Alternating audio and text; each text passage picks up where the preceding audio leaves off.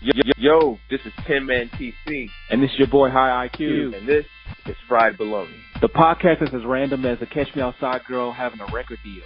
Fried Bologna. A hood delicacy.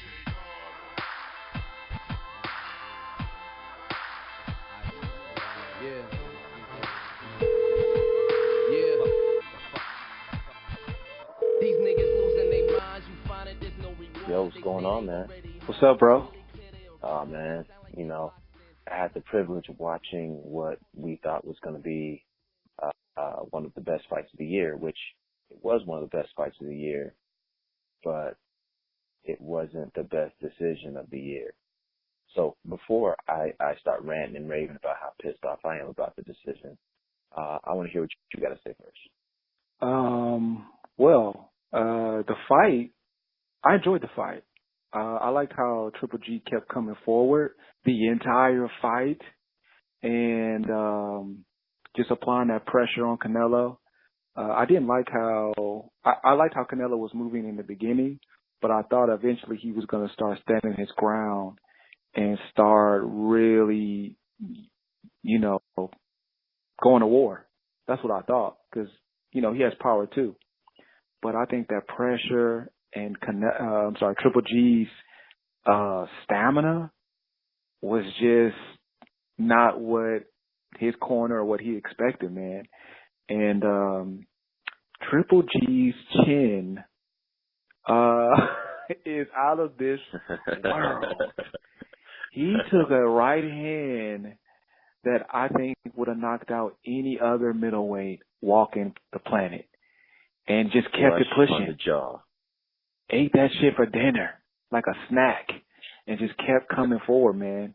So Triple G earned a lot of my respect after this fight. But I give Canelo some props because he was moving really well and he was like really throwing some nice shots. But in my opinion, he just didn't do enough. He got a little lazy too. Like he took a lot of rounds off, maybe because he was tired. But I definitely gave Triple G that decision, man. I mean, he definitely won that fight. Yeah, and I definitely agree. Yeah, and I think, like you said, that 118, 110, that's a black eye for the sport. To have a score like that in a championship fight, one of the biggest fights of the year. It's horrible, man. Yeah. Completely. Yeah, that's embarrassing for the sport of boxing. And Adelaide Bird, if you're listening, retire. Never judge anything again. But here's my thing about this. You turn on Sports Center, Fox Sports 1, you listen to these YouTube guys talk about the fight and the scoring. Listen, at the end of the day, why is everyone blaming the judge? Why is no one pointing the finger to the person that paid off the judge, right? The company behind Canelo that paid the person off, right? There's a strong chance that there's a very strong chance that she was on the payroll for that fight. Yeah, it's highly unlikely. All right. Yeah, it's highly unlikely that a judge was like, you know what, I'm just feeling like fucking up some shit tonight. I'm just gonna fuck up some scorecards. No, they're getting paid by somebody, right? Come on. Yeah. Well, I think Teddy Atlas definitely shines some light on that. But let me give you my short analysis of the fight. First off, Triple G is a lot better boxer than I gave him credit for. I really thought Triple G was just a slugger, a guy who, because he's heavy-handed, because he can take a punch, he just goes in there and knocks guys out without having to show very much skill at all. That's what I thought of him. But after seeing that he has game plans for his fights, that he can actually play defense, his strong jab, he did a hell of a job against one of the best fighters today. Canelo impressed me with his defense. I did not know that Canelo had that good of footwork, that good of defensive instincts. Like he did a hell of a job rolling some of those punches and just making Triple G miss. Great job. And he actually did a pretty decent job counterpunching. I actually think he could have done a little bit better counterpunching off the ropes. He was moving, but he didn't get Triple G off of him with his counterpunch. But again, with that right hand that you saw, that you mentioned, one thing that showed me is Triple G is a legitimate middleweight. Canelo is not, which means I don't think he has the power to knock out Triple G. I think he has the power to maybe hurt him a little bit, but definitely not knock him out. And all right, so I think both guys fought pretty well. I think Triple G fought better. I think the most accurate scorecard was the 115-113 scorecard. I don't really mind a draw if the scorecards were more reasonable. Because one can argue for the draw. One can argue that Triple G didn't land any big shots clean. One can argue that Canelo didn't do anything to make himself win the fight. If nothing, if he didn't do enough to just get a draw. So like I said, I think if anybody won the fight, it should have been either majority decision or split decision in Triple G's favor. But a draw, after, sleeping on it, a draw doesn't bother me as much as that scorecard bothers me. Yeah, I mean, I actually have some friends that are saying that they actually had it a draw. So I get it, but at the end of the day, like you said, that score was ridiculous. And also, I'm just glad that they didn't give Canelo the win. Like, I was really hoping, like, oh no, I hope it's not like some bullshit where Canelo just gets the decision and Triple G just has everything he's worked for just taken away because of that Golden Boy paycheck that judge got. But I don't know. But what's also interesting is Canelo really did not make weight. So, I mean, he had. Oh yeah. You were telling me that the weight thing was a little suspicious too. Yeah, he literally he stepped on the scale, and there wasn't even, there's a guy like at the bottom, there to confirm the weight. I don't think they even really made an announcement. It's just he got on the scale, and then Bruce Buffer was like, Michael Buffer. He was like 160, and I was like, that was a really fast weigh-in for Canelo. Like, he didn't even wait, and they just let him get off the scale like that. And then apparently one of the reporters, that's a YouTube channel, he was saying that Golden Boy just wrote Triple G a check just to shut up and just proceed with the fight. But this is the problem I have. It's like in any other situation, they would have made a big deal about that. A championship fight and having a championship fighter not make weight. It's almost unheard of. It's crazy. But you have that Golden Boy machine behind you. They get away with murder, man. But, TMT didn't get away with that shit with Gervonta Davis. So it's ridiculous, man. I'm just getting tired of. Well, it's hard I think the stakes were too high during this fight to make a big deal about it, because the Gervonta Davis, that wasn't for all the marbles per se. I think this fight, like, it couldn't not happen. You know what I'm saying? Like, I don't think that. And also, Triple G is a fighter, man. I don't think Triple G cares about being A-side. I don't think he cares about Canelo not making weight. I think Triple G just wants to go out there and fight. I think that is the only thing that concerns him. Oh, I agree. I'm all for having them fight regardless. Because like you said, there's too much money on the line, too big of a fight. But that dude deserves to be called out for that. If you miss weight for a championship fight, they should announce the weight, what you weighed in at, and just make note of it. At least do that. and proceed with the fight. But that's what makes it hard to root for Canelo a lot of times, is because he gets this special treatment because he signed with Golden Boy, and he's Oscar's star. You see this special treatment in almost every fight. Red carpet. Yeah, I agree. Yeah, I agree. And again, I mean, remember, Floyd hands down won that fight unanimous decision. Like he gave him the majority decision. So something's up over there. And Oscar talks a lot of shit about true boxing and true boxing fans, the integrity of the sport, but he can't act like he's not a part of the problem too. Money talks, and it always has in the sport of boxing. And I think that's what people, casual fans hate about the sport, which kind of brings me to another point. I hear a lot of the other sustain on boxing. This is a black eye on the sport of boxing. I think if you're a real boxing fan, of course you're pissed off at terrible decisions and guys getting screwed out of wins, and just seeing that. I think anybody would get mad at that, real boxing fans or casual fans. But I think real boxing fans are still going to watch boxing for the pure sport of it because they like watching boxing.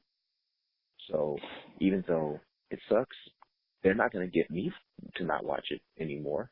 I know they're not going to get you to not watch it no more. So it sucks, but this is just something that we understand happens, and we gotta roll with those punches. Yeah, man. But I hear you. It is some bullshit though, because I feel like those outrageous scores that you hear, that is the promotion company giving the judge a bag and saying, this is what we want the score to be. Like they're telling the person, this is what we want the score to be. We want it to be lopsided. And if you do it, you get the bag. If you don't get it. And I think it's so obvious, man, And another thing is, I don't think that Adelaide Berg really cares about her reputation at this point. I think she is like, I'm already juiced in. They know that they'll get from me what they want based on how much they're paying. So I really don't give a shit. Yeah, and at the end of the day, everybody has a price. They would have got some. If it wasn't her, it would have been another judge. Everybody has a price. The thing that, as a boxing fan, the thing that really bothers me is, people, it's very easy to forget that it's very, very easy to lose your life in this sport, no matter who you are. And there are some fights where a fighter appears to be fine and he's never the same after a fight. So to have these guys put their lives on the line for a fight like this and just have them just get blatantly cheated, it really is hard as a boxing fan to really want to tune in to fights, especially anything with Golden Boy. It's just becoming a norm now, so I don't know, man, but we'll see what happens in the rematch. Right. You're absolutely right. One thing I actually wanted to say too is, we talk about boxing so much on this podcast. We are kind of like an unofficial boxing podcast. we definitely turned into that. But it's also because there's been so many great fights this year that, being boxing fans that we are, it's hard not to talk about it, even though there's a whole bunch of other shit to talk about, things that we want to get into as well, like Rigondeaux and Lomachenko are fighting in December. Yeah, and that fight, the fact that it's happening in December, I think this kind of solidifies the argument that this might be the best year in boxing history. Think about all the fights we've had in 2017. And even if you don't want to consider the Mayweather and McGregor fight a legitimate fight, at the end of the day, it was the biggest boxing event in boxing history. So you have to put it in there. You're getting the best of the best consistently. Deal. Yeah, man. Yeah, I think a lot of that, the reason why it's been great boxing is because I think Al Heyman has really set the tone. Like, he's making the best young fighters fight the best young fighters. That's the way it should be. And I think other promotions are taking notice. Yeah, hey, that's where the money is, man. And also, I think the free fights, on the professional, the pro boxing, what do they call that shit when it's on CBS? Oh, the PBC stuff. Yeah. I think that really helped. It helped these guys, some guys, lesser known up and coming fighters become household names too, and guys that we want to check out for. So yeah, man. Yeah. I think the sport of boxing is still in good shape. You're never going to the corruption in the sport. That's never going to go anywhere. They always say that's the part of boxing that people don't like. All right, let's switch gears to MMA, right? Adelaide Bird also had a terrible scorecard at an MMA fight that she judged. John Jones was on steroids throughout a fight. That sport is not entirely clean either. There's fucked up shit in all combat sports to an extent. Boxing may be the worst because it has the longest history. Mixed martial arts doesn't have the same history yet, but 20, 30, 40, 100 years from now, we'll see where it is and how it stacks up as far as corruption and things go. So give it time. Somebody's gonna make some money, influence that sport a lot more than it does right now. So that's my prediction. Well, that's a good point because they like the UFC, for example, they just got bought 6 months ago for $4 billion, and you can, as a longtime MMA fan, you can definitely see the difference. What's going on now? Now, before, I can honestly say the UFC was all about the best fighting the best, but now it's become who's our top marketable guys, and we'll have them fight each other for these mega pay-per-view numbers. And it's kind of hurting the sport a little bit, in my opinion. Like, guys that don't even deserve to get title shots are getting title shots now just because they have a mouthpiece. But on the other hand, though, at least with the UFC and other organizations, the promoter is the organization. So they decide who fights who. So prior to the UFC big deal, you were legit getting the best of the best, and there was no running around it. There was no politics. It was just like, here's who you're fighting. Do you want to fight? Can you fight? If so, let's get it on. That was it. But now, because of Conor a little bit, it's changed, man. You got guys that aren't trash talkers trying to trash talk now to get that Money Mac payday. Yeah, because that's where the money is, and the money's in the controversy. And you're either born to do it or you're not. Like, don't try to force that shit because it comes across as disingenuous. Oh, it's the worst. Born to talk shit. Yeah, natural shit talker, man. Natural shit talker. But it's the worst to hear some of these guys in their post-fight interviews, and it just comes across. It comes across like WWE. Like, I tell you what, brother, when I'm coming with that heat, I'm like, oh God, stop. Conor McGregor was doing it so natural, man. Like, I think the first time MMA fans really took notice was when he was just like, we're not here to take part. We're here to take over. That was just some legit, heartfelt, real emotion right there. And people are like, okay, yeah, we like this guy. None of the WWE Rock shit. Yeah, man. But hey, even The Rock. I mean, remember the WWE with The Rock? The Rock was a natural shit talker. Stone Cold was a natural shit talker. Like, they were just good at it. And I think if you're not good at it, then you better be better at fighting. Absolutely. You know, like, yeah. It's okay to not be a good shit talker. Just let your work talk for it. You know, speaking of sports, you know, staying on this topic, this was also a big week for your boy Kobe, who announced that he was retiring not one, but two numbers.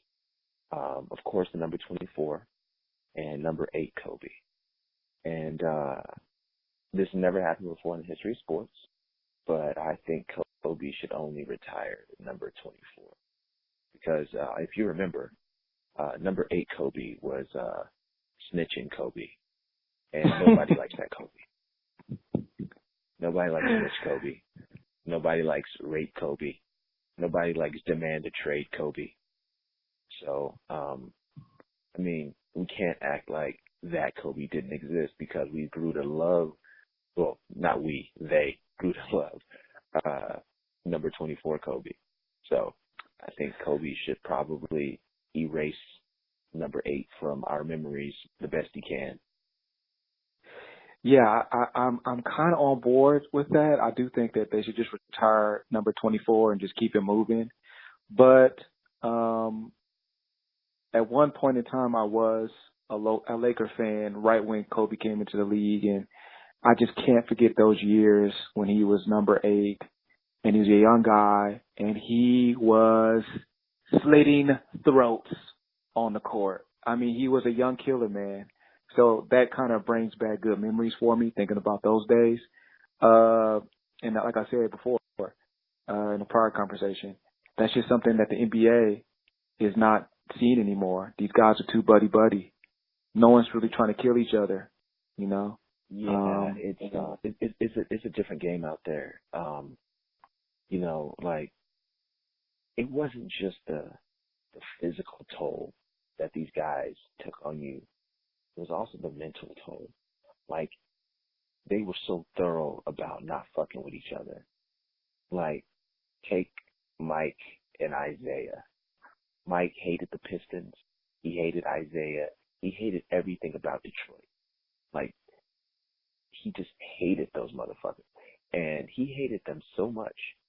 He hated Isaiah so much that during the 92 Dream Team, Mike was like, yeah, if you want me to play, yeah, we'll keep Isaiah at home. He doesn't play if I play.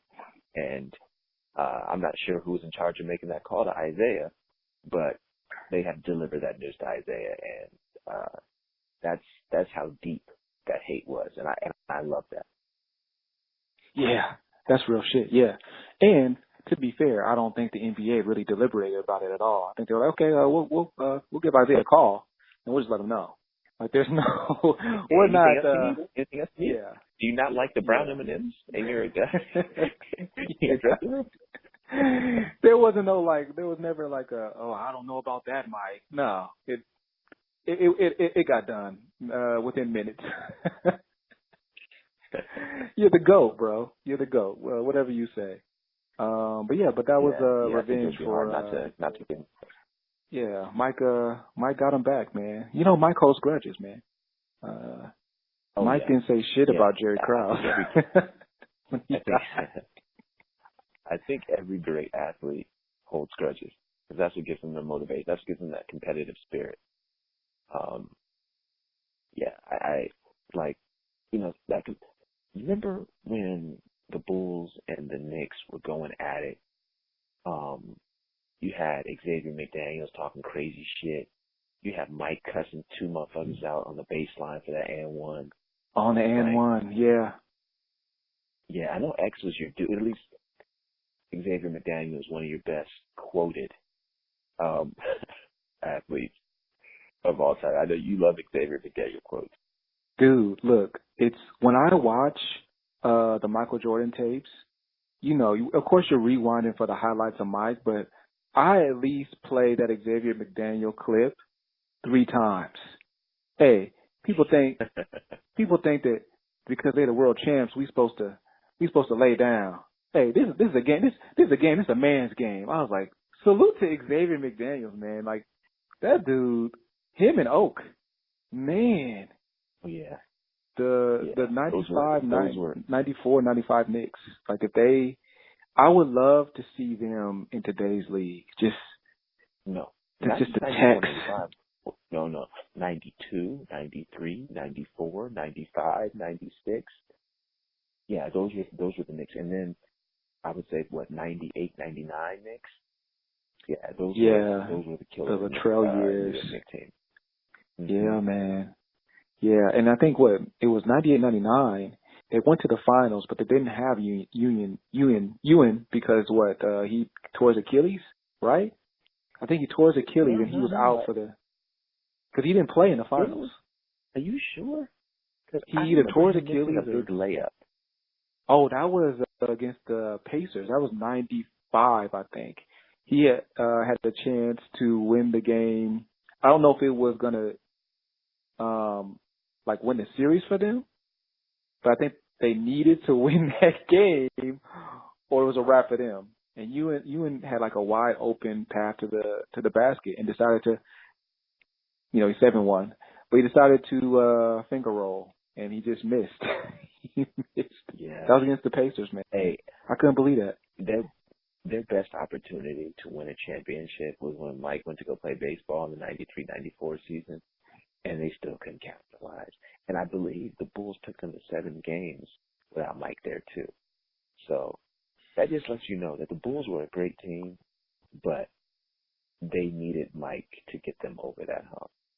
Yeah, man. And also it kind of reminded everyone how dope Scottie Pippen was. Man, Scottie was so nice, man. And it was cool to see him lead the team to the Eastern Conference Finals, man. That was dope. Yeah. Hey, man, I saw Scottie in Miami some years back. It was late at night. And he was at this restaurant with his Mrs. Dottie Pippen, his wife, and some other dude. And they were having dinner. And I walked in there. I was like, oh, my God, that's Scottie Pippen. And it was probably 11 at night or so. I immediately called my dad because I didn't know what else to do. I was like, Dad, you would not believe this. I'm looking at Scottie Pippen right now. He goes, no way. I was like, yeah, he's at dinner. He goes, don't mess with him. So, although I would love to go and shake his hand and tell him how big of a fan I am, I let him have his dinner in peace. But I really wanted to go, get my super fan on. I thought that's right. Yeah. Like when they're eating dinner, you gotta leave them be. You gotta leave them be. Unfortunately, but I mean, come on, that's a legend. I didn't want to. Yeah, that's a legend. Yeah, how many opportunities do you get to see, one of your favorite players of all time in person without having to go to one of their games? Yeah. Like you just see him in a regular environment. Oh man. Yeah. Something actually recently startled me. And it wasn't the movie It, which I heard was pretty good, but it was just as scary. Some pictures released of Wendy WIlliams on the beach in a bikini. I haven't had a good night's sleep since I saw that shit. Yeah. I saw those pictures on Twitter when I was checking out our Fried Bologna page, and I was just thumbing through, and I saw the picture, and I didn't even think it was a human being at first. I just said, "What the fuck is that?" I just thought it was like a it creature thing walking, legit. Like I just thought it was like some Chewbacca type shit on the beach. And then I scrolled back up and I said, oh shit, that's a female. And I said, oh shit, that's Wendy WIlliams. Okay, so I'm trying to think. Top 3 worst bodies of all time, right? Oh yeah. I mean, like as far as she might be the GOAT. Damn. Well, let's keep in mind. She's not a young woman anymore. I think she's in her 50s. Mm-hmm. But I think the biggest problem with her body is all that plastic surgery she's had. Now, there's no way in hell I would ever want to see that woman naked. But I would say from her shoulders down to the bottom of her titties is probably the best her body looks naked. Everything else is a complete and utter disaster. It's an absolute clusterfuck. Yeah. She looks like a taller, scarier Charo. Like she's really messed herself up. It is just unfortunate that somebody pictured her in a bikini. As much shit as that woman talks, and she looks like that. Yeah. And it don't help that you're walking around at 6'8", 240.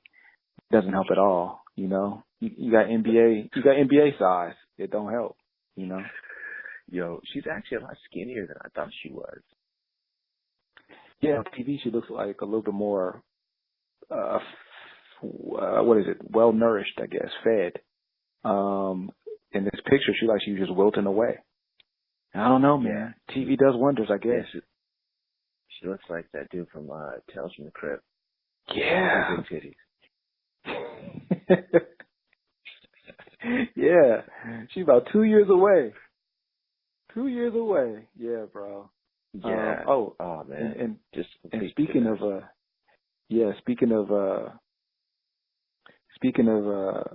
movies and TV, where would we be without a segment about William Smith?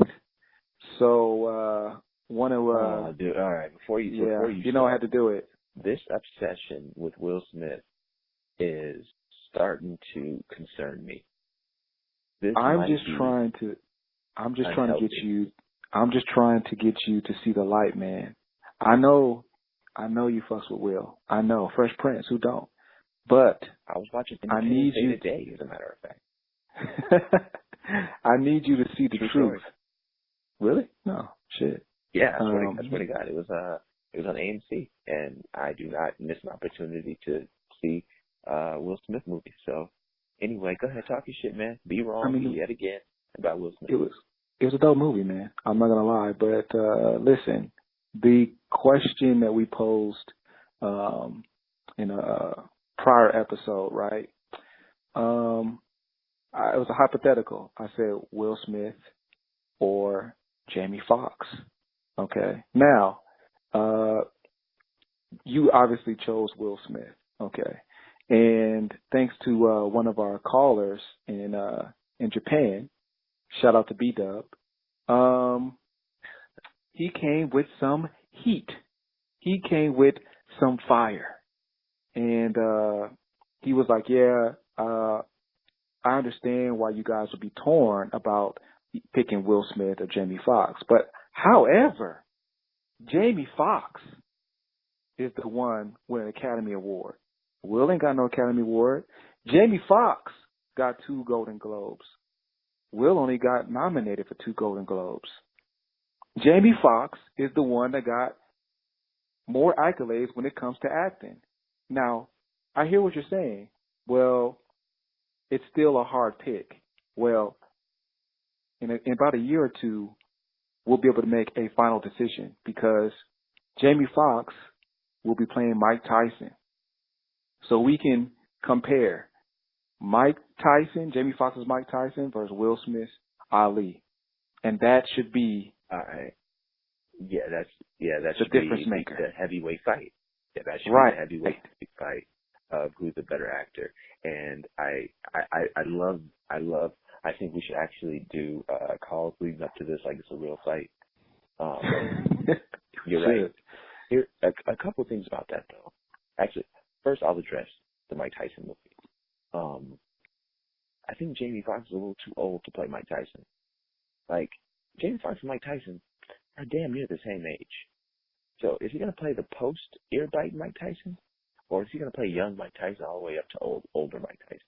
I would imagine he's going to play like 18 and up Mike Tyson. That's what I think. They're just going to change up the hair a little bit and maybe add some makeup. But, yeah, Yeah. But I mean, he's old, but he doesn't look that old though I just either. find that no, Jamie Foxx looks great for his age. I just find it difficult to like. They should pick just a younger actor to play Mike Tyson, but it's all good. Jamie Foxx is going to do a great job. I like Jamie Foxx. I told you that. But as far as those awards go, when comparing Jamie Foxx to Will Smith, so all of a sudden awards matter. Like, do they matter or don't they? Because when our favorite actors don't win awards, they don't matter. But when they do win awards, they do matter. I'm pretty consistent. I think all those awards don't matter. I think I know that these awards are more or less bought for these actors by the studio. So I don't care about how many awards Jamie Foxx has in comparison to Will Smith. Let's not forget, there's some movies out there and some actors out there that won awards for bullshit ass movies and bullshit ass roles. So I'm that argument doesn't sell me. B-Dub, IQ, that doesn't matter to me. Come out, so then better than that. So then, what are we going by then? We can't go by because if you go by like box office, how much they're selling, then you could argue that those numbers are skewed too. You know, because the promotion companies and the film studios, they buy out movie theaters too. So that shit's skewed too, man. Come on, man. Same shit. You're a Jay-Z fan, right? Mhm. Men lie, women lie, numbers don't. Oh, so you're one of those guys that think Cardi B went platinum for real? Hey, listen. So you actually believe Cardi B is selling 1 million records? Come on, man. Listen, come Cardi on, B man. And that track is trash. I don't want to. All right, let's just talk about Cardi B for 2 minutes. Mm-hmm. I'm always in favor of anyone getting money and all that. I'm not hating on how anybody gets paid or anything like that. But I am a rap fan. I'm a rap purist, if you will. And Cardi B and a lot of these rappers are exactly what's wrong with the state of hip-hop right now. It is filled with a whole bunch of garbage. And Cardi B is just another act that is making money off of not having any talent, but just having buzz. So I guess to your point, that might be hypocritical of me to say men lie, women lie, numbers don't, as far as Cardi B is concerned. But music, I don't know. I'm not sure if rap music would fall in line with that same shit because it is definitely a popularity contest when it comes to record sales and shit. And remember, like, I don't know. I find it hard to believe that like real hip hop fans are fucking with that on a real level. Like I just find it hard to believe. And I know there's gonna be some listeners that are saying, I'm a real rap fan. I like that Cardi B track. Okay, whatever. If you say so. Yeah, if you're a real hip hop fan, then there's no way that you can honestly listen to Cardi B. I mean, it's ridiculous. But I guess hip hop, a hot track is a hot track. So I don't want. It's not like every single rap song I listen to is the most lyrically and subject matter, thought-provoking rap music that is out there. I want to throw that out there too. Some music is just fun music. The beat is dope, but let's be real, man. That Cardi B shit is trash. Hey, keep doing you, Cardi B. Go buy another Bentley truck. I'm all for it. Keep raping the culture for money, because that's exactly what all this nonsense is. It's just raping the culture. So keep doing it and get money. I hope you're smart with it. I hope you don't lose it. I hope you make money forever. But your music is garbage. Yeah. Keep bringing the hip hop culture down. But yeah, man, I think that we like hip hop fans, people that like true lyrics, true spitters, right? I think we only make 10% of the hip hop population now. It's all about. What is it all about? What is it all about Well, now? I'll tell you what it's about. Rap used to be one of the only genres that wasn't necessarily about gimmicks. It was really just about, talent. Pop music was the only one that was about gimmicks. Like the Milli Vanillis, it was a look, and they just found people to sing for them. Britney Spears, young, hot teen singing.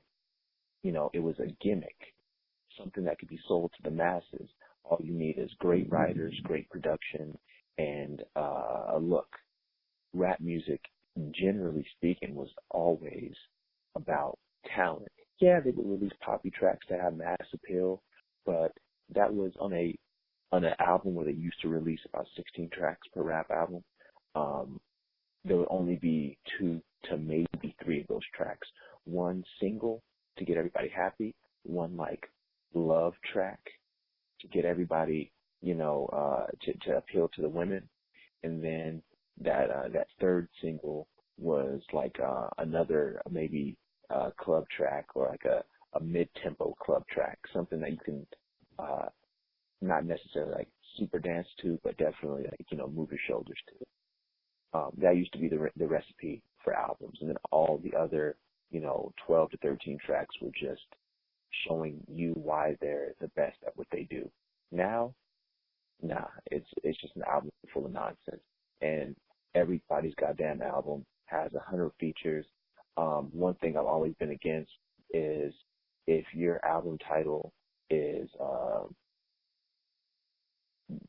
some song, if that's your album title, your track that is the album title should not have a feature on it. That should be illegal. Oh yeah, that's a good point. And you know what? And speaking of that, like I think when it got to the point where, for the most part, the majority of the audience, the majority of hip hop listeners, were cool with rappers not even writing their own shit. I think right then was the moment where I was like, oh, we're doomed. If we're not even expecting our own rappers to write their own stuff anymore, and it's just like they get a pass, I said the culture is doomed, man. And people aren't really putting it in perspective. They are just saying, well, Drake makes dope music and it's probably just collaboration stuff. But put yourself in a situation where you've been starving as an artist for the past 5 years to get on, putting in that work, working on your sound, putting out a mixtape on iTunes and YouTube, whatever, just to get a buzz, right? And you finally get signed and you put in some more work, and what do you know? Drake wants to do a collab with you, right? So he flies you out to Toronto. This is great. You're about to collab with Drake, about to make a hit record, You get to the studio. You think it's supposed to be like a legit collaboration. You sitting there trying to rhyme, trying to come up with some stuff right into the beat. This nigga's watching SportsCenter eating Cheetos. You're like, wait a minute, when is he going to write his own shit? So you're like, okay, whatever. I'm going to keep writing, He comes by after the game's over, like, you ready? Let's record. And you're like, Drake, you didn't write nothing. He's like, oh, no, I got my team. And his team hands him a notepad in which he rhymes just hot fire all over that track and kills you, murders you. Then people talk about it on the internet like, man, Drake killed this dude. I mean, he's dope, but he's nowhere on Drake's level. What are you gonna do? Get on the radio and say, well, Drake don't write his own shit? Come on. No, you don't say a word because you likely had to sign an NDA upon entering the studio. And if you say anything, you're not getting paid those royalties from that track. And that NDA was drafted up by a legal dream team, meaning you break this, your life is in shambles forever. Your kids are going to owe us. Yeah. Yeah. Yeah, this shit makes the 360 deal look like $1 million contract. Yep. Yeah. Yeah, man. So think of it that way. You're right about that. Yeah, you're right. Hey, I heard the story when M recorded a track with Kendrick. He invited Kendrick to the studio to record the track just to make sure he wrote his own lyrics. Like he pulled like an old veteran trick to make sure that everything Kendrick spit were his words.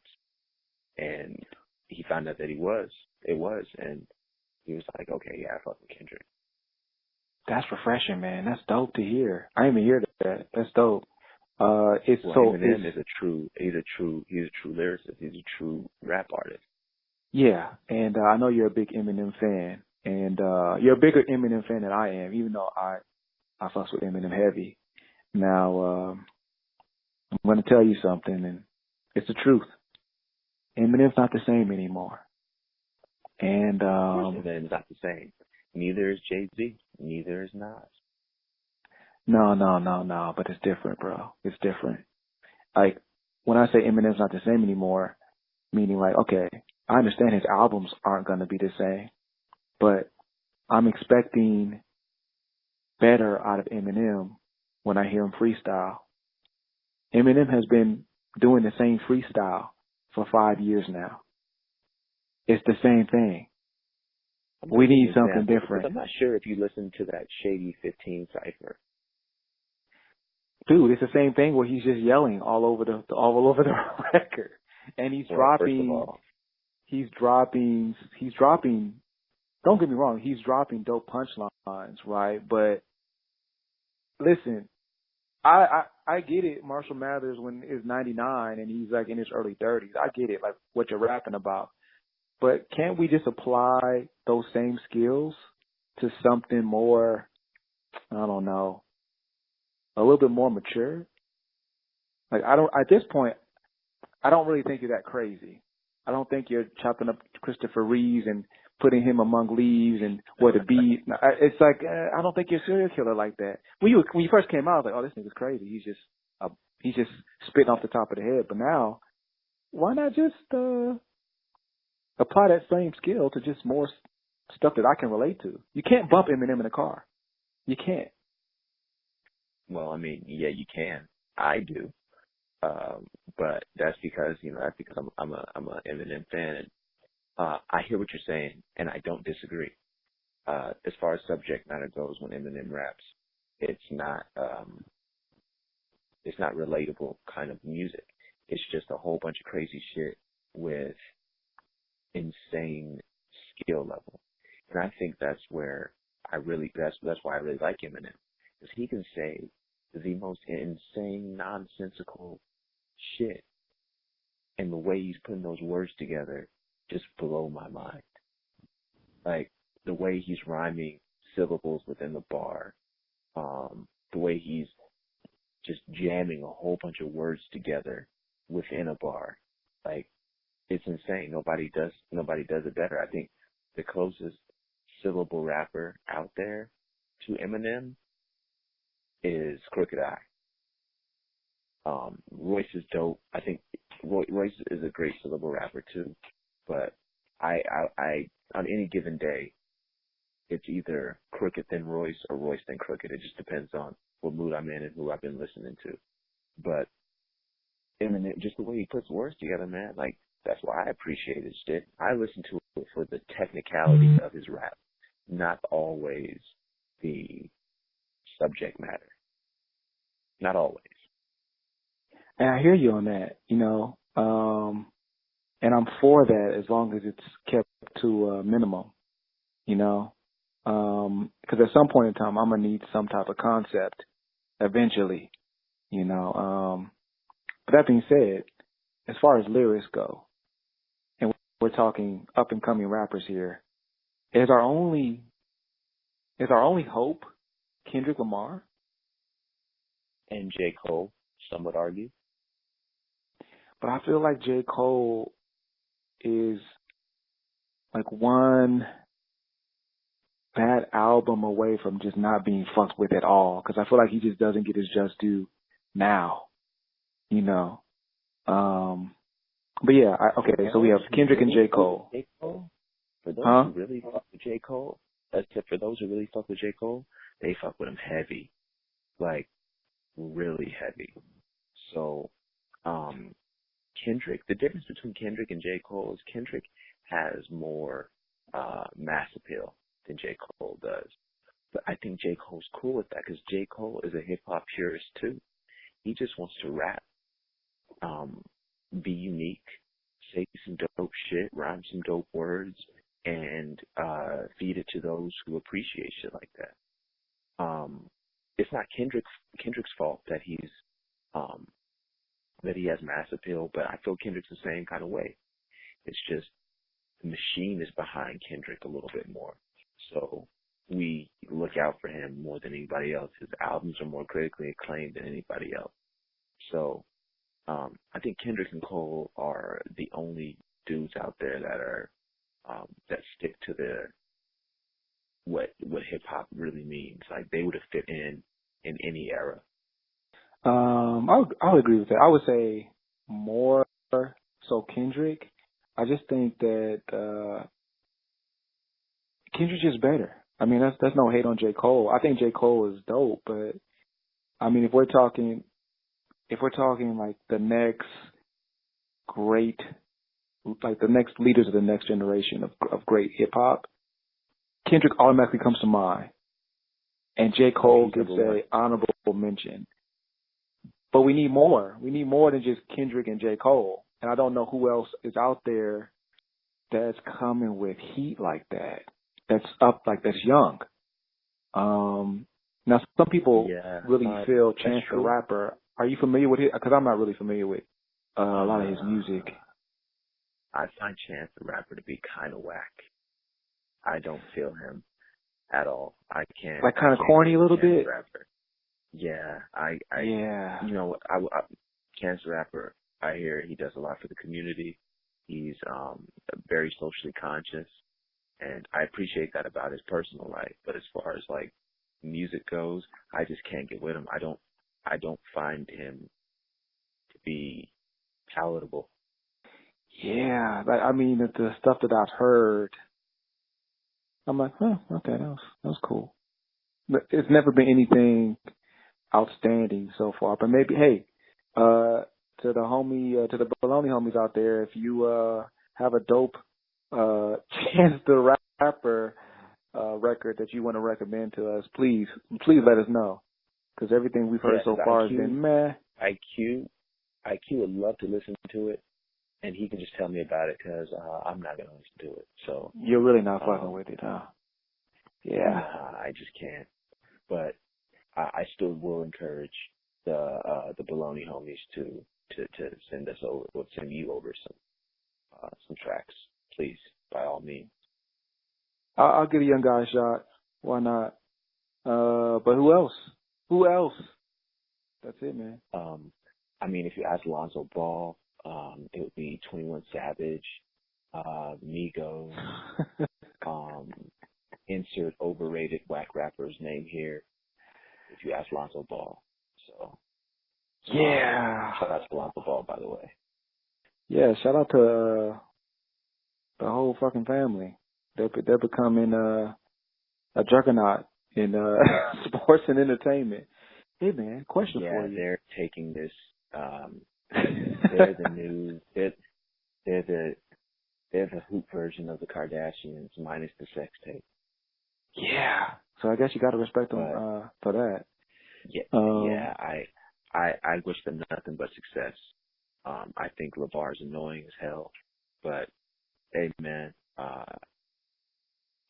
the Balls have become a household name. He's advocating for his kids. He's trying to take shit to the next level. I'm all for it. Just, I think he just does need to sit down and shut up sometimes, but whatever, man. I mean, he don't make me lose no sleep, so keep doing your shit, LeVar.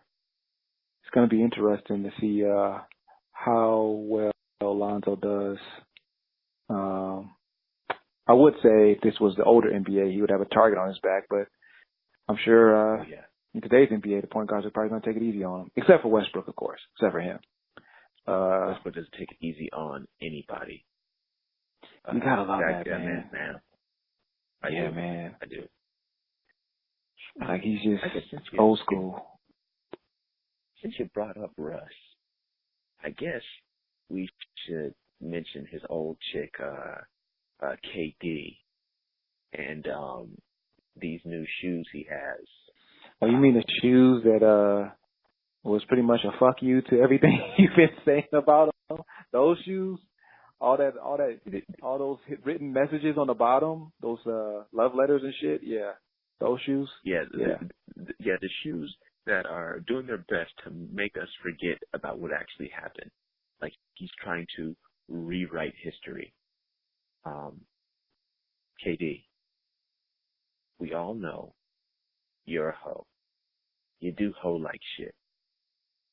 But you're a great player who joined a great team and won the easiest championship anybody has ever won in the history of basketball.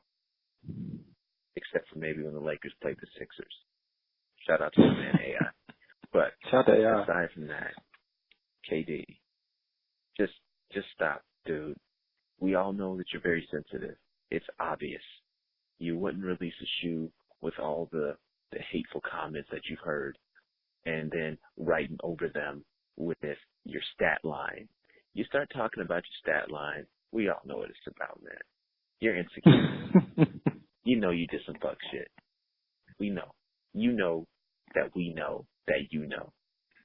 So just play basketball, man. Enjoy being the biggest bandwagon superstar in sports history. Just enjoy it. There's a good chance you'll win another, maybe 2 championships. There's a good chance you will. A lot of people are betting big money on it. And I don't like you. I don't like the Warriors, but I respect greatness. So, do you. Good luck. Oh, man. And I hope you lose every single game you play in. Now KD's going to come out with a whole new shoe to respond to this shit that you just said. Damn. Well, that's good publicity for us. So, hey, KD, do what you got to do, man. Hey, if you want to tweet at me, because I know you get sensitive and start replying to fans or not fans or whatever you want to call people who don't like you, and you try to justify yourself to us. I'm not going to troll you like that because I don't need to get into a Twitter war with somebody who's a lot better than me at basketball and a lot better than me at making money. So I already lost. I'll take that L. But just know that does not remove the fact that you're still the biggest pussy in NBA history. Yeah, KD's not going to be a fan of this show. But the good thing about those shoes is at least he's encouraging the kids out there to read more. Because she's putting fucking books on the bottom of soles now. So at least the kids are reading out there more. Good. Shout out to KD for reading rainbow shoes. Props. Yeah, all that bullshit. Seriously. He will stop literacy one shoe at a time. Illiteracy one shoe at a time. Also, KD has some of the dopest shoes out there on the market, but I will never wear them because I don't want to wear pussies on my feet. And tell us how you really feel. Yeah, so same thing with Kobe. Hey, I heard nothing but great reviews about Kobe shoes. I talked about Kobe shoes with the homies, but I'll never step foot in Kobe's because fuck Kobe. And I take my hate. I hate deep. And if either of those guys ever cross my path, I would let them know while I'm still walking, because a while I stopped and try to have a conversation about how much I hate them. while everybody's waving, I just keep walking. I'd be like, hey, fuck you, KD. Or, hey, Kobe, eat a dick. And I just keep moving. Wow. So who's number one? Is it KD or Kobe on your NBA shit list? Well, Kobe's retired. So there's no way I can hate Kobe with the same aggression and the same passion as I once hated him. So KD's easily number one. KD is my new Kobe. But one thing Kobe has over KD is his competitive spirit. And I would never question Kobe's effort, his drive, or his will to win. All those things I named, KD does not possess. So I did think that maybe a couple calls ago, I did say I wasn't going to talk about KD too much, only because it's going to come across as I'm a hater, and I'll wear that hat. Like I don't mind being a hater, but again, just whatever, man. We don't respect you out here in these streets. So I think the only people that respect you are the people who live in the Bay Area, because they all like winners. But as soon as you start losing, and then you sign to a different team, because we all know you're leaving Golden State, they're gonna hate you. So, and they're gonna rank you. It's gonna be very confusing. Yeah, I wouldn't really call you a KD hater. I would just say you hate KD. You hate the man. You hate him. You hate his guts. But that's yeah. But, I don't okay, fuck so with people like that. Yeah.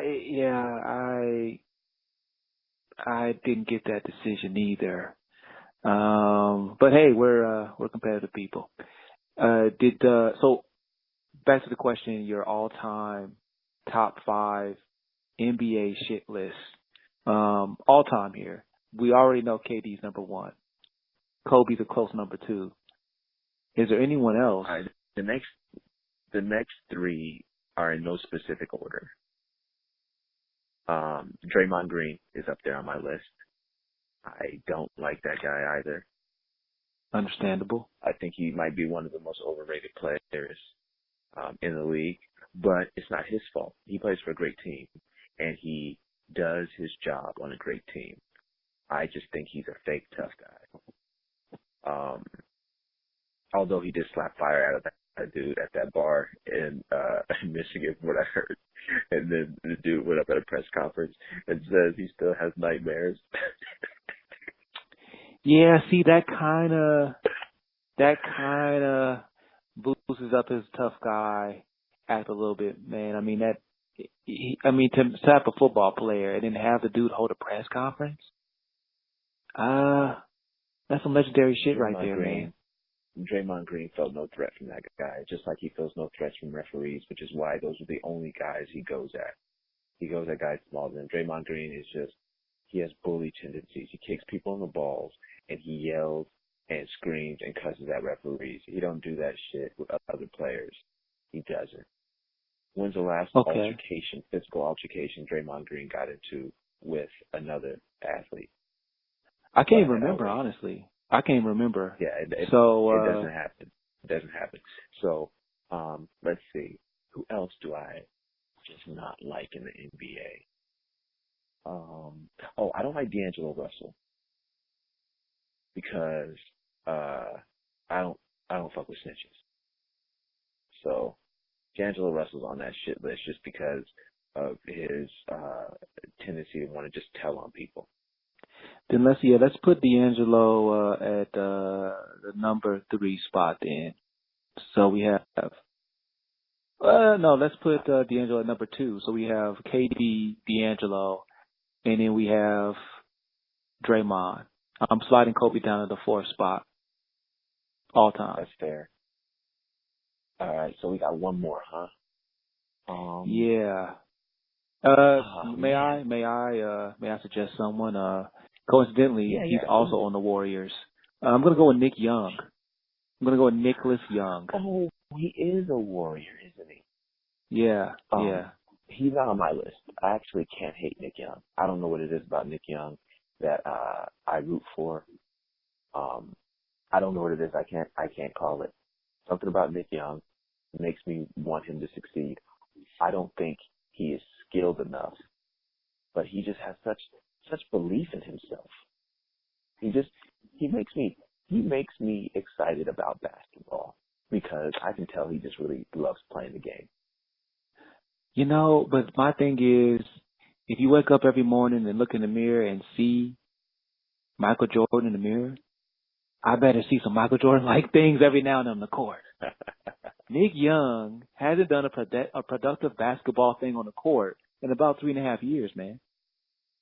But if you just think about this, I don't think there's too many players out there in the NBA right now where if you just had a camera on Nick Young the entire game, you would think he had 60 points in the game. I don't think there's too many other players out there. But his stat line is more like 0 for 2, 2 assists, 1 block. You know what I mean? Like, you would think Nick Young is dropping 60 on the defending champs that day. So he has confidence, but I don't see where he's consistently getting signed. Like, when you sign Nick Young, what are you saying? What are you saying if you're the GM? Like, okay, let's get Nick Young. We need what? What do you need? Don't say points off the bench. Well, for the Warriors, it makes sense. That's just another shooter. It's not like, even though Nick Young's a streaky shooter, it's not like you can't use a Nick Young. I don't think you use Nick Young like he's going to be a game changer, but he's a threat on the court, which opens up offense for the guys you can rely on more. Man, but bro, I mean, you could find anyone to just sub in Steph and just shoot breaks. I mean, there's tons of guys overseas that can do that. You can pay him less than Nick Young. Nick Young's already in that NBA system, man. He's already, like, once you're in the NBA and you've had at least 5 years, you're going to continue to get jobs. That's just how it works in the league. Because there's some guys in the league. Sign Nate Robinson. Sign Nate Robinson. Yeah, but Nate Robinson's, like, really small and a defensive liability. Oh, so we're going to pretend Nick Young's going to play some D? Come on. Nick Young's going to, when it get, oh, come on, man. That's if he even tried. When they get back on D, Nick Young's just going to stay on offense. Why not? Well, for the record, I understand why you hate Nick Young. Like, he's not on my list of most hated, but I understand why you hate him. So then who's your number 5 then? Yeah, I'm really trying to think about this. I'm not even sure if I hate anybody as much. I want to say Joakim Noah, because I think even when I'm a Chicago Bulls fan, and his best years were with Chicago, and I was always conflicted about that because I don't think Joakim Noah is good at basketball at all. The only thing he does well, and the only thing is it makes it like it doesn't matter, but the only thing he does well, he plays hard, which is obviously great. He is a rim protector, which of course is also great, and he's intense, and he plays defense. Those are all great traits, but he is not a good, skilled basketball player, and that always really bothered me about him. But, and I hear everything you're saying about Noah. Here's my take on Noah. I think he is one of those guys that never really thought about playing the NBA. I just think he played because he's tall, and he tried his best to get better at it at Florida, and he got good enough where he got picked to be in the NBA. But I think Noah really approaches this like it's a job, and I try to work hard at it when I can. But fuck the NBA. I'd rather be doing something else. I think there's no love for the game, really. Like, he didn't grow up as a basketball player. I just think he grew up as a tall kid, whereas there's other, especially power forwards, there's other power forwards where it's like they grew up living basketball, It's not the same, man, That's true. Yeah, man. So I think I think, as far as my top 5 goes, that 5th spot, the Joakim Noah spot, that's liable to change. But at the moment, I can't think of anyone else that I dislike. Full disclosure, I think everybody on that list, to an extent, obviously some are better than others. I respect them all as pro athletes. I think they're the best in the world. I mean, they have to be. They're in the NBA. I just think, compared to the other guys in the NBA, or compared to, some of the guys that I love about them, they are some of the worst. And those, comparing them against those guys are some of the worst to me, for the reasons I don't like them. So that's a fair statement. Yeah. Before we go, mm-hmm. there was one last thing I really wanted to talk about, since this just happened mm-hmm. this weekend too. Kevin Hart released a video of himself apologizing to his pregnant wife and his kids for cheating on her with some opportunist, mm-hmm. some no good, dirty whore.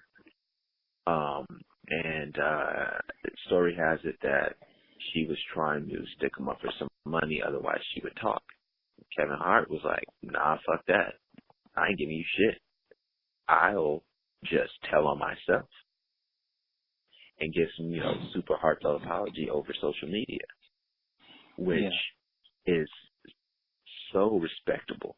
Like, I respect Kevin Hart for diving on that grenade, not allowing himself to be extorted. However, Kevin Hart himself threw that grenade.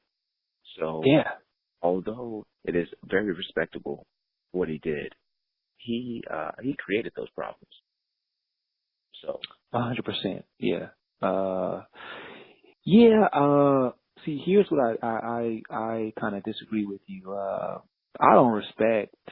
I do respect him not being extorted, but because, Lord knows we've seen other athletes get extorted in similar situations. Shout out to Tiger.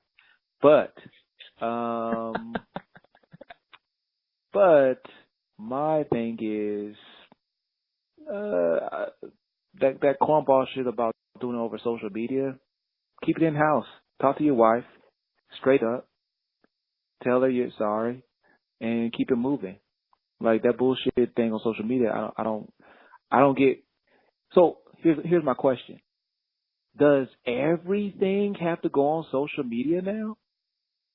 All right. I'm glad. Like, who's he answering to? Who's he answering to? All he has to answer to is his family. The court of public opinion is who he's answering to. But you also have to remember who Kevin Hart is. Kevin Hart, all of his stand-ups, everything he's been about, has been about being as transparent as possible, about not running away or shying away or letting it be known to the public about the shit that goes on in his life. Like, that's been who he is. He's made a career on it. So for him to get on social media and basically apologize to the court of public opinion, that's apropos. That's typical Kevin Hart. That's what he is about. And to a certain extent, I appreciate that consistency. But to your point, that doesn't need to be on social media. That's a problem between him and his wife, him and his family. That is not for us to pick apart and judge or even have to really know about. I mean, the only way we should really know about it is when we're in the grocery store, standing in line to check out, and we see the cover of People magazine, say "Trouble in Paradise," or some clever tagline about saying "Heartbroken? Find out more. Page 6." There you go. Yeah. He's not putting his heart in it anymore, or something. Yeah, let this be a lesson. But my thing is, like, if you got Kevin Hart money, I mean, well, you know what? I mean, if you got Kevin Hart money, don't you kind of have made people disappear money too, don't you? I would have been like, oh, you extorted me? Oh, okay. Boop. Press that button. Yeah. Hey, I agree. He's as my man Forrest Gump would say, he is a gozillionaire. He's got money. But to make people disappear money, the making the people disappear, the action of that can still come back on you. So I'd rather apologize on social media than potentially face a murder charge or a conspiracy charge. Like, so, and you ain't gonna get me to you ain't just gonna get me just to put a hit out on you just because you're gonna tell on me that we fucked. Like, that ain't gonna happen. Well, like, come on. Well, man, hey, it worked for OJ, man. He got away with it, bro. He got away with it. Those circumstances were a little different, and he did. OJ killed somebody and got away with it. No, OJ killed 2 people and got away with it. Damn. But Johnny ain't around no more. Johnny ain't around no more to save these stupid ass motherfuckers killing people. He ain't around no more. That's true. Yeah, that's a good point. You lost Johnny. You can't be doing crazy shit anymore, man. I don't know who the lawyer is now that gets you out of pickles like that now. I guess I think the only way we find out is if one of these stars catches a case. Then we'll know who that guy is. Oh shit, in that case, yeah, stay tuned. TBD. We just don't know. Yeah, hey, I would suggest Floyd Mayweather keep his shit under wraps. I would hate for another domestic violence charge to come up. I don't know why his name just popped out to me when we're saying who's going to be next. I hope it's not him. Yeah, Floyd's had a lot of issues, but yeah, it seems like every other 6 months there's always something going on with Floyd. So we'll see, man. We'll see. Yeah, Floyd, I hope it's not you. Just work on your promoting, work on your other businesses. Stay away from the wrong crowd. I'm sounding like I'm giving him some fatherly advice, but come on, man. Floyd, he ain't gonna whip your ass, man. He don't play that shit. I don't want no problems with Floyd Senior neither. I don't want him spending 30 minutes trying to explain to me how he's gonna whoop my ass. Oh man. Yeah. So yeah. I don't want those problems either. I feel bad for Floyd growing up with that dude, man. Imagine having to sit down with Floyd Senior as a young kid and have him give you a speech. Oh. Something tells me it wasn't that bad when he was younger though. Yeah, and also don't forget Floyd Senior was not in the picture for a good portion of his life. I think Floyd Senior's just gotten worse over the years is all. But that's the thing though, man. You need somebody to say something. Like, oh, hey Floyd Senior, you know what? We're gonna have Leonard Ellaby do these interviews now. Or something like that. Or Leonard got it. Go help so and so train. We got it over here. That's all you got to do. Nah, that's Floyd's call. And Floyd ain't just gonna box his daddy out like that. Yeah, this is the Floyd Mayweather that called his dad the F word on HBO, bruh. F as in a bundle of sticks. Yeah, or a cigarette in the UK. Yeah. Yeah, you're right. You're right. He did do that. I kind of forgot that. So I guess he wouldn't have a problem telling his daddy to shut up. But we'll have any more press conferences. So Floyd's retired. Oh no, Floyd's never going to retire. I think he's going to come back in another year and fight somebody else. If Floyd comes back, you can bet any amount of money that I will not buy that fight. Y'all heard it here first. I will never buy another Floyd Mayweather fight. Well, we'll have to just see who he fights, man. I mean, you know he's coming back. He's not gonna stay retired, man. Come on. He fought an MMA fighter. He better stay retired. I mean, I think the fans will want to see Floyd versus 50. Why not? Is 50 gonna have to cut weight for that fight? Because 50 outweighs Floyd by a good 70 pounds. Well, shit, 50 lost like 100 pounds for that movie role one time. He'll do it. He'll do it. The check is right. Did not win or get nominated for a single award for that. And yeah, and that was the correct call. That was not a good movie. That was not a good performance. It was trash. It was trash. Though. Hell of a sacrifice. Yeah. Hope it was worth it. Well, now look at him now. He has power. 50's winning. Even when 50 loses, he wins. So. Yeah, man. Yeah. Shout out to Ja Rule. Oh, yeah. Wherever he may be. Dude. Yeah, wherever he is, man. Who knows? He's probably a huge Fried Bologna fan. Probably. I hope so. Shout out to Ja Rule, man. Keep listening, man. Yeah, he don't got no better shit to do. Keep your head up. Anybody can make a comeback. Yeah, you shouldn't try to come back, though. I wouldn't recommend it. Hey, man, it's about that time yet again. I got to get out of here. That's what's up, man. It was good talking to you, like always, bro. Yeah, good talking to you, man. I wish we had some better commentary about that fight, except for just being kind of pissed off, but shit happens. It is what it is, man. It is what it is. We still got the rematch, so we'll see. Yeah, but you have yourself a good one, man. You too, bro. And hey, man, we're just a couple suburban hood niggas out here trying to make it, man. Amen, brother. Amen. All right, man. You take it easy, homie. All right, man. Peace. Thanks for listening to Fried Bologna. Please be sure to subscribe to the podcast on iTunes and Google Play to catch a new episode every Monday at 7 a.m. Pacific. And check us out on Instagram, Twitter, YouTube for even more content. Fried Bologna. A hood delicacy.